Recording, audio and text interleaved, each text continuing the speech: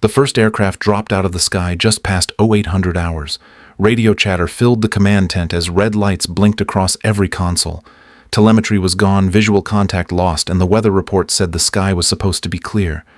The second aircraft circled, hesitated, then made its run. Wind slammed it sideways as it crossed the valley, its crate spinning out of control, vanishing into cloud cover that wasn't supposed to be there. No ground signal, no beacon, just silence and static. Inside the tent, officers shouted over one another, their confidence unraveling with each lost signal. Charts were flipped, tablets, refreshed excuses formed and discarded. And at the edge of it all stood Rachel Hayes, silent, steady, clutching a folded map that had been laughed out of the room the day before. The air was thick with sweat and rising panic, but Rachel's hands didn't tremble. She watched the chaos unfold like a scene she'd already lived, because she had. Yesterday morning she had stood in this very tent, offered a warning wrapped in pencil strokes and wind patterns. No one had listened. They'd called her maintenance, dismissed her work as intuition, not data. Now, the command was scrambling. Pilots were grounded, logistics and crisis supplies lost in terrain they claimed to know. Rachel unfolded her map and traced a route with her thumb, the one line no satellite had ever seen. Behind her, the command team barked orders that changed nothing. In her hand was the only plan that might still work. But getting anyone to see that was going to take more than being right. Rachel Hayes started most mornings before the sun climbed over the desert. While the rest of the base shuffled toward coffee or morning briefings, she was already under Juliet 5, hands deep in engine grease checking systems no one else remembered to question. Her uniform was always clean enough but never pressed, and her hair was usually tied back with whatever elastic she could find first. To many, she was just another technician. She didn't wear a flight suit or carry a clipboard with colored charts, but she knew more about airflow, fuel behavior, and terrain-induced turbulence than most of the officers who outranked her. Rachel wasn't loud about it. She didn't have to be. Her knowledge came from years in the field, not from simulations or slideshows.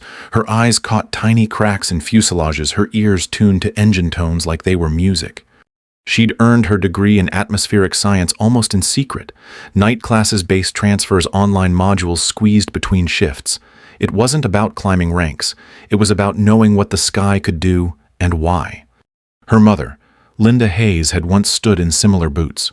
A staff sergeant known for her instincts and her uncanny weather sense, Linda had died during a supply drop in Guatemala. The official report blamed equipment failure, but Rachel had read between the lines. Her mother had seen something the models didn't, and no one had listened. Rachel carried that silence like a folded flag, not out of bitterness, but as a reminder that sometimes knowing and proving weren't the same thing, and that being right too late was its own kind of grief. Most days Rachel kept her head down. She submitted reports that went unread, fixed problems before they were noticed, and made notes that stayed tucked in her pockets. But every once in a while she let herself believe that someone might actually ask her what she saw. She never looked for credit. What she wanted was impact, a drop that landed safely, a pilot who came home, a plan that actually worked because someone remembered to ask the woman with dirt under her nails and a map in her hand. Juliet 5 was her favorite aircraft on the base. Old, reliable, often skipped over in favor of newer models with flashier specs. Rachel loved her the way you love something that proves itself quietly again and again. There were other techs on the line, some loud, some lazy, a few who watched her closely. They knew her reputation among the crews. If a system glitched and no one could find the fault, Rachel usually could. But none of that mattered in the conference rooms. There she was, a uniform without a name, a rank without a voice. Her input when taken was credited elsewhere. When ignored, the blame often circled back to her anyway. Still, she showed up every day, reviewed satellite feeds, cross-checked manual logs, and kept her own weather data scraped from obscure ground stations. She trusted instincts born not from guesswork, but from patterns she'd studied obsessively. Rachel's quarters were small and utilitarian. A single bed, one shelf of books, and a battered laptop filled with layers of research. On her wall, a photo of her mother in uniform. Beside it, a hand-drawn terrain map her mother had once used. It was worn soft from years of folding, pencil lines fading but still readable. Rachel kept it close, not as a memorial but as a method, proof that human observation still had a place even when algorithms tried to replace it. She wasn't trying to change the system. Not really. She just wanted someone to hear her before things went wrong. Just once to be taken seriously before a disaster proved her right. Most days that hope felt far away. But she kept drawing maps, kept logging wind patterns, kept walking toward aircraft that didn't fly without her hands making sure they could. Rachel Hayes wasn't a hero or a rebel. She was just good at her job. The kind of good that didn't need an audience. The kind that could save lives if someone bothered to listen. The morning sun hit the tarmac like a hammer, but inside the command tent it was cool and quiet. Rows of folding chairs faced a digital display wall where mission slides clicked forward with practiced rhythm. At the front, Major Collins stood in front of the screen, his posture rigid, his uniform so crisp it might have come off a mannequin. Next to him, Captain West swiped through satellite images on her tablet, barely glancing at the data as she narrated. Every sentence sounded like it had been rehearsed. Every gesture was polished for command presence not understanding. Rachel stood near the back, grease still under her nails from the last pre-check on Juliet 5. Her uniform was clean, but wrinkled, her boots dusty from the flight line. In one hand, she held a folded map worn from weeks of careful notation. The room smelled faintly of cologne and coffee. Not jet fuel, not metal. It was the scent of people who hadn't touched a rivet in years. Rachel scanned the faces, saw the glint of rank on collars and the calm certainty that came with authority untested. They were planning a critical supply drop into a valley known for unpredictable wind. The satellite models showed stable air currents and clear skies, but Rachel had seen different. Her hand-drawn map showed shifting shear lines and thermal updrafts. She stepped forward, quietly like she always did. She waited for a break in the chatter, then offered the map. Major Collins didn't look at it. He just shook his head slightly and turned back to the display. Captain West offered a thin smile, the kind people use when they want you to go away without saying so. Rachel tried again, her voice steady but firm. She pointed to a section of the valley where the models missed key ridgelines that created turbulence. She explained how the data missed local variations that only ground reports picked up. This time Collins responded. He didn't raise his voice. He didn't insult her directly. He just said her role was maintenance, not meteorology, and that decisions were made based on verified intelligence, not sketches. The room didn't laugh, but the silence that followed was worse. It was the silence of dismissal, the kind that told her she'd spoken out of turn. Again. She stepped back, folded the map again, slower this time. Her hands didn't shake. They never did. But something in her chest twisted the familiar pressure of being unseen, unheard, and still responsible for what might happen next. Captain West resumed her presentation like nothing had happened. Collins thanked her with a nod.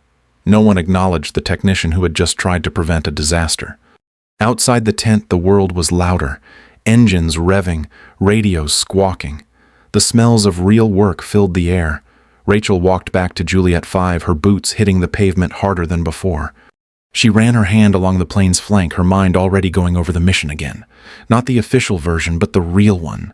The one she knew they would need when the models failed. This wasn't the first time she'd been ignored, and it probably wouldn't be the last. But she made notes anyway. Updated her calculations, checked weather patterns by hand. Inside the tent, decisions were made by people who wouldn't touch the equipment they were risking. Out here, Rachel knew the aircraft, the terrain, and the wind better than anyone. That was the problem. Rank mattered more than skill. Presentation beat performance. And if things went wrong, they'd look for someone to blame who couldn't talk back. Someone like her. Still, she kept working. Not for them. For the crew that would fly the mission. For the team waiting in that valley. For her mother, who'd once been in the same position and paid for someone else's overconfidence. Rachel didn't need a seat at the table. She needed to be right when it counted. And quietly, she prepared to be. The next morning, the command tent was full again. Officers stood shoulder to shoulder, sipping coffee, scanning tablets, and nodding at each other like the plan was already perfect. Rachel stood quietly off to the side, map in hand, heart pounding harder than she let show. Major Collins began the briefing with confidence. His tone was clipped, polished. He outlined the intended flight path, noting weather conditions as stable and wind negligible.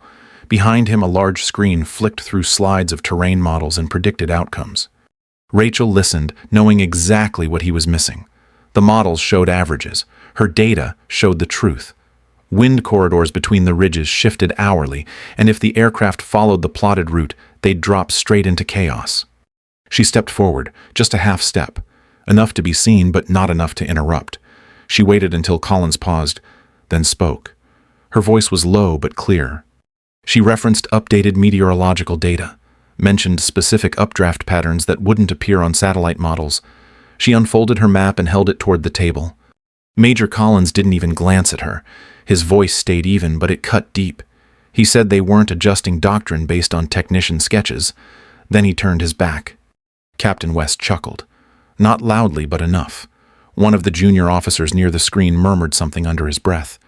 Rachel caught the word maintenance and felt her face go hot.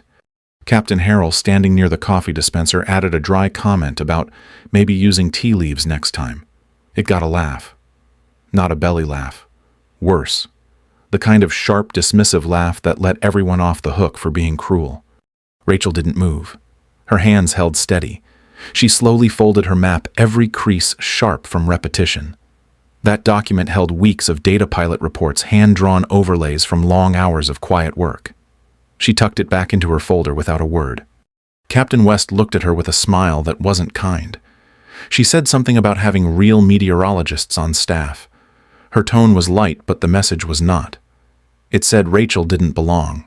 Nobody defended her. Nobody said her name. The briefing continued like she'd never spoken.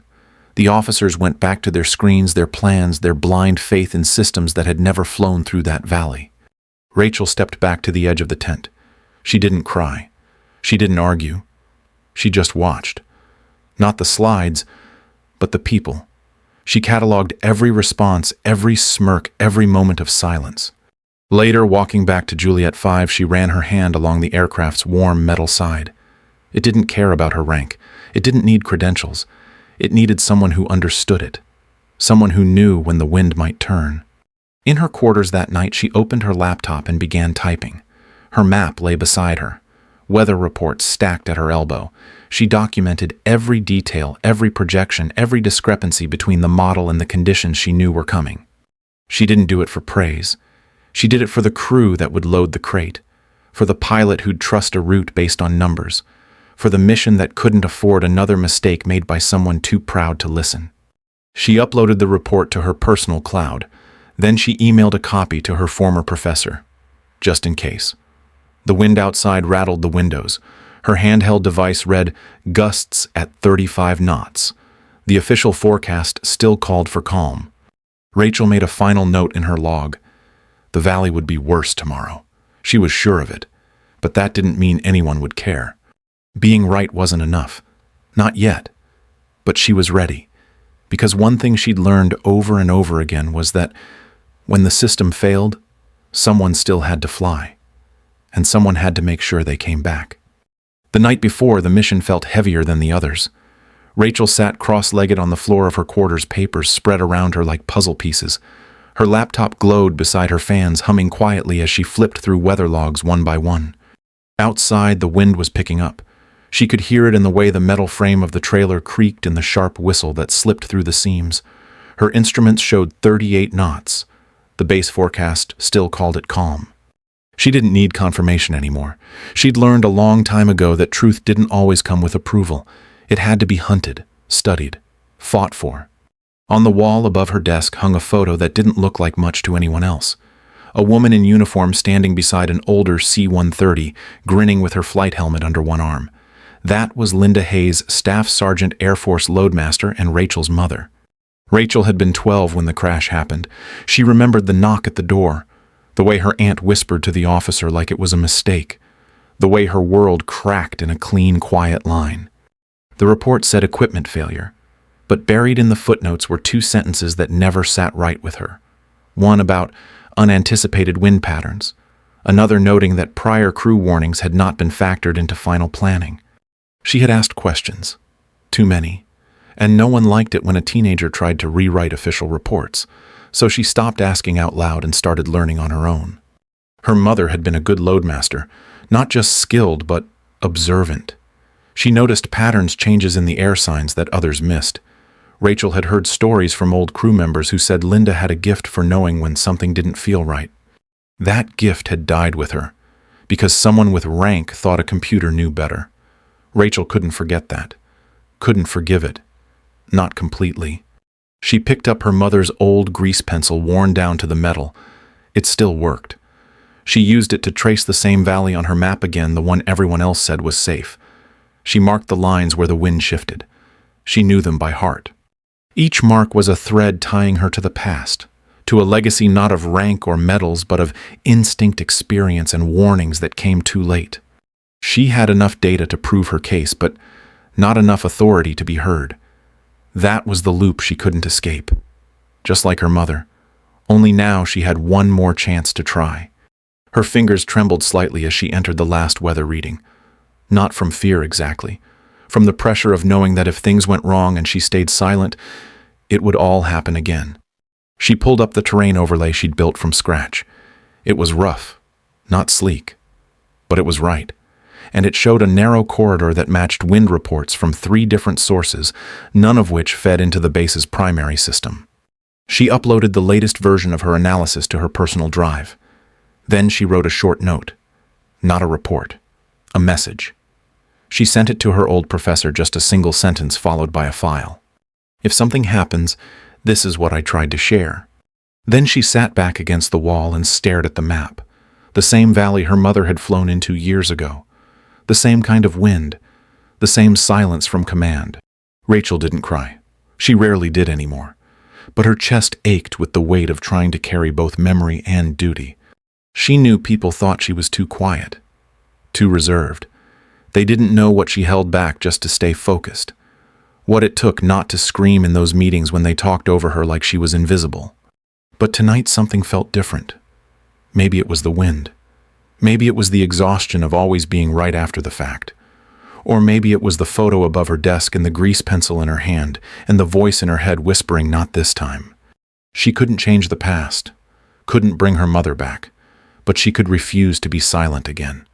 If they didn't listen, she'd still document everything. If they failed, she'd make sure someone could trace the thread back to the warnings they ignored, and if they let her try, she'd fly that path herself. She turned off the light and sat in the dark for a while, listening to the wind claw at the corners of the building. The forecast said it would pass by morning, but Rachel knew better. She had seen this pattern before. She wasn't guessing, and she wasn't going to wait quietly this time. At 800 hours, the first C-130 made its run toward the valley. The radio feed came in steady at first. Then the voice changed. Tight. Clipped. The pilot reported sudden turbulence, unexpected crosswinds. Then a warning light. Then nothing. Rachel stood at the edge of the flight line, eyes locked on the sky where the aircraft had vanished. Through her binoculars, she could just make out the crate dropping early, caught in a violent spin. Its parachute twisted, never fully deploying. Then it disappeared into cloud cover that wasn't supposed to be there. The radios buzzed with tension. No ground beacon, no visual contact. The command team scrambled inside the tent, voices rising. Someone shouted for telemetry. Another officer cursed under his breath. The official forecast still read, calm. The second aircraft held in a pattern circling the zone for 40 minutes. Rachel didn't move. She kept watching the ridgelines, the way the wind bent the tops of distant shrubs, the shimmer of heat patterns dancing over the rock. She'd seen this before. She'd warned them. When the second plane dropped in, the air looked smooth from above. But just like her map had shown, the updrafts between the ridges shifted at low altitude. She saw the crate exit clean, then immediately lurch sideways like it had been yanked by an invisible hand. The pilot's voice over the radio cracked with urgency. Wind shear, drift, no control. Then silence again. The crate missed the zone. The ground team lost sight of it. Communications with the drop crew turned to static. Rachel felt her stomach drop. Not from surprise, from confirmation. This wasn't a maybe. This wasn't a hunch. This was exactly what she'd mapped, exactly where she said it would happen. Her notes showed the corridor that wasn't visible on satellites. The one place where wind behaved differently. The only place that would have worked. Inside the command tent, Major Collins was pacing. Captain West stared at her tablet like it might fix itself. No one looked at Rachel. Not yet. She reached into her pocket and unfolded the map. Her fingers were steady now. She traced the flight path the aircraft had used, then the route she had proposed. The difference was narrow, just a few hundred meters. But in this terrain, that margin was the difference between success and failure. She walked to the edge of the tent. Not inside, not uninvited, but close enough. She held the map in front of her, waiting. No one called her over. No one said her name. But they saw her, and this time they didn't look away. Rachel didn't need to say it out loud. Her eyes said it for her. You were wrong. I was right. And we don't have time to pretend otherwise. The base felt different now, like the wind had shifted more than just the air. Officers looked more uncertain. Voices dropped lower. Confidence cracked just enough to let a new option through. She turned back toward Juliet 5, walked with purpose. Her crew was waiting. She didn't need permission to be ready. She already was. Later she would present the map again. She would speak with the same calm voice, hold her ground while pride tried to block the truth. But right now she had the one thing she hadn't had before: proof. It had come at a cost: wasted equipment, shaken crews, a failed mission. But it was proof all the same, and for the first time she had a chance to be heard before the next failure came. The command tent was louder now. Radios crackled with confused updates. Officers moved quickly but without purpose, like they were chasing answers that had already slipped past. At the center of it all, Major Collins stood over the operations table, his jaw-tight eyes locked on a screen that only showed failure. Rachel stepped inside. She didn't raise her voice or ask for attention.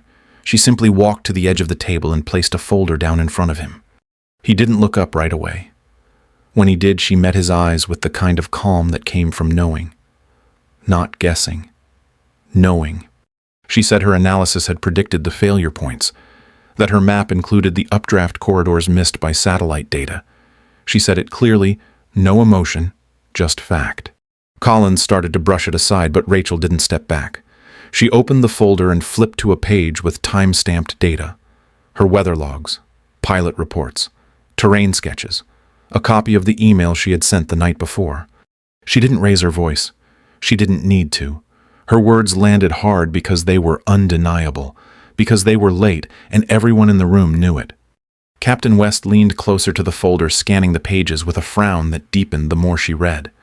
Another officer stepped forward, then another.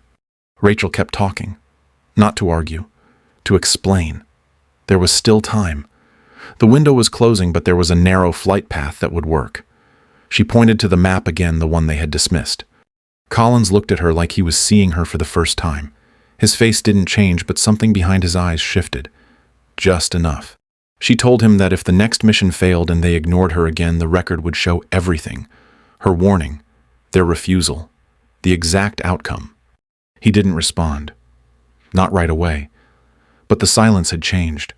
It wasn't dismissal anymore. It was calculation. A man trying to decide what cost more, admitting she was right or letting it happen again. Rachel waited, calm, centered, ready. For the first time, the room started to turn toward her, not because she shouted, but because she didn't. The approval came without celebration. A nod from Collins, a quiet acknowledgement that didn't carry an apology. Rachel didn't expect one. She walked out of the tent, her folder still in hand, and headed straight for Juliet 5. The ramp was already lowered. Crew members stood nearby, waiting for instruction, the air thick with anticipation. No one said it aloud, but everyone knew this was the last shot. Lieutenant Sarah Chen approached from the far side of the tarmac, helmet under one arm. Her stride was steady, her expression unreadable. She reached Rachel and glanced at the map she still held. Chen had flown the valley before. She had felt wind shifts that didn't match reports. She gave a short nod, not needing a speech, just a clear path and a reason to trust it. The crate was loaded with quiet precision. Every strap checked twice. Rachel and Mike Bradley worked side by side, making adjustments for weight balance, for vibration, for stability in high turbulence. No shortcuts. The plane itself seemed to hum with tension, not mechanical, human. Everyone felt it. The air was too still for comfort, the calm that came before something cracked. Inside the cockpit, Chen reviewed the flight plan, this time using Rachel's route. No flashy charts, just the lines Rachel had traced by hand and the data she'd backed it with. Chen looked at it like it made sense. That was enough. The checklist moved fast, but thorough. Rachel walked the cargo bay again, her hands trailing over the walls she knew better than most pilots did. This was her zone, her machine, her moment. As the engines spun to life, Rachel strapped in near the bay headset clipped on. Her map sat beside her, corners curled, edges worn. Chen's voice came through the comms, calm and ready. Rachel closed her eyes for a moment, just long enough to let the weight settle, the past, the warnings, the chance to make it right. Then she opened them, eyes forward. The mission wasn't safe. It wasn't guaranteed, but for the first time it had a real shot, and that was enough to climb aboard. Juliet 5 lifted off the runway with a low groan, its engines pushing hard into the morning heat. Rachel felt the familiar vibration through the deck as the aircraft climbed into the sky. Lieutenant Chen's voice came over the intercom, steady and calm, confirming altitude and airspeed. The first few minutes were routine. The desert stretched wide below them, the ridges just lines in the haze. Rachel kept her eyes on the map in her lap, fingers tracing every point they'd marked the night before. As they neared the valley, the air began to shift. It wasn't violent. Not yet. But Rachel could feel the subtle push and pull in the motion of the plane, the way it adjusted slightly against invisible hands. Chen called out wind speeds. Bradley read cargo bay pressure. Rachel replied with coordinates and timing. Every move lined up with her predictions, not the base models, her pencil lines. They entered the corridor just as the sun edged over the far ridge.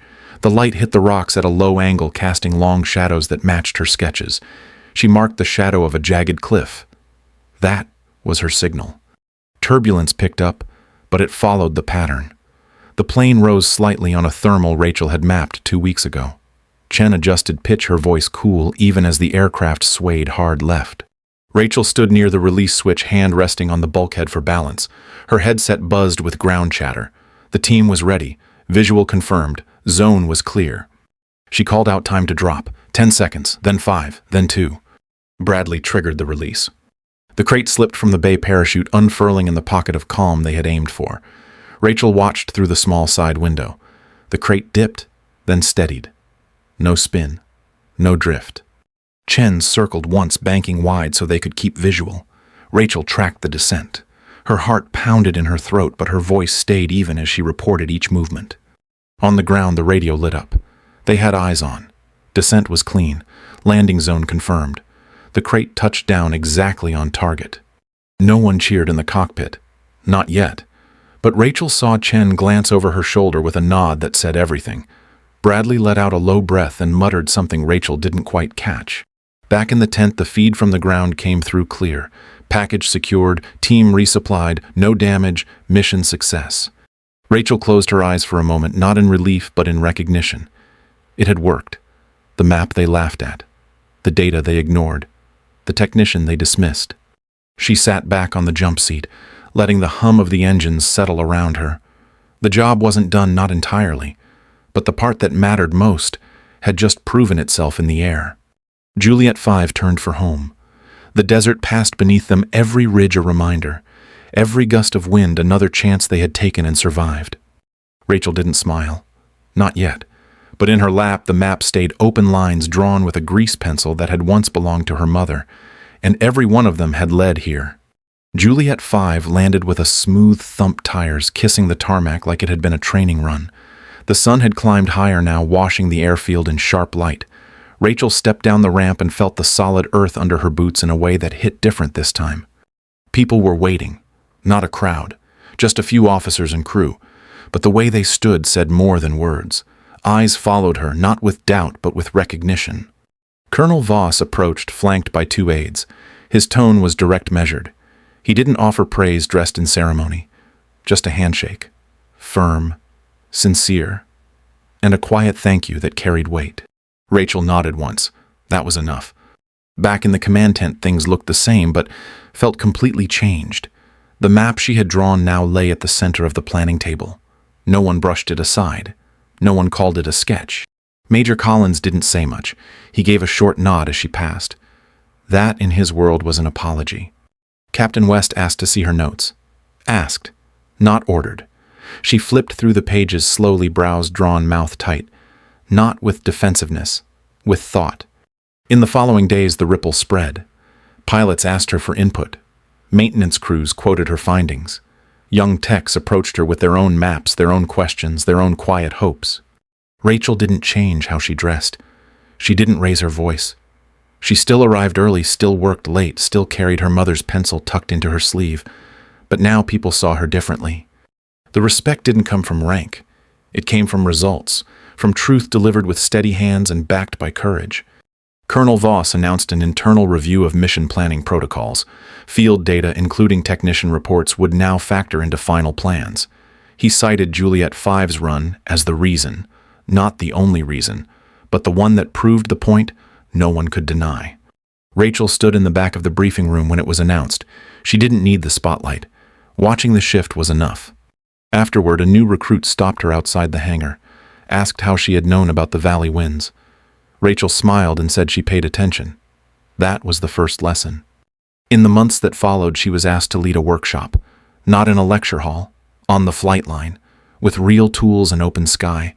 Her voice didn't need volume, just clarity. She thought about her mother more now, not with the same ache, but with a kind of quiet joy. The legacy didn't die in that crash. It lived in every sketch, every field log, every voice that found its way forward after being ignored. Rachel never wanted command. She didn't need medals or a different title. But she had become something just as important, a reference point, a name people said when they needed the truth. She had been just maintenance. Now she was something else, a mentor, a standard, a shift. And it had started with a map no one wanted to read. The sun dipped low across the airfield, casting long shadows that stretched toward the hangars. Rachel walked slowly along the edge of the tarmac, the old map folded under one arm, her mother's grease pencil held lightly in her hand. The wind was soft now, steady, no tricks in it. The base was quieter in the evening. No shouts, no engines, just the hum of distant lights flicking on one by one as the day gave way. She liked it best this way. Simple. Honest. She thought about what had changed. Not just the protocols or the way people spoke to her, but the way they listened. That was what mattered. The silence now carried attention, not dismissal. She hadn't wanted attention. She hadn't needed validation.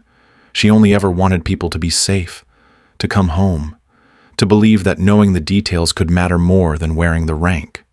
Rachel looked down at the pencil in her hand, the metal casing warm from her grip. Her mother had drawn with it once in a tent just like this for a crew who didn't make it back. That weight had been with her for years. It didn't feel heavy now. There were still problems to fix, still voices going unheard, but not as many. And now more people knew that truth didn't always wear a badge. She wasn't just a technician. She never had been. She was a protector, a witness, a builder of maps that didn't lie. Rachel smiled to herself as she turned toward the barracks. The wind at her back, the sky streaked in gold. She walked slowly, knowing the path. This time the base walked with her.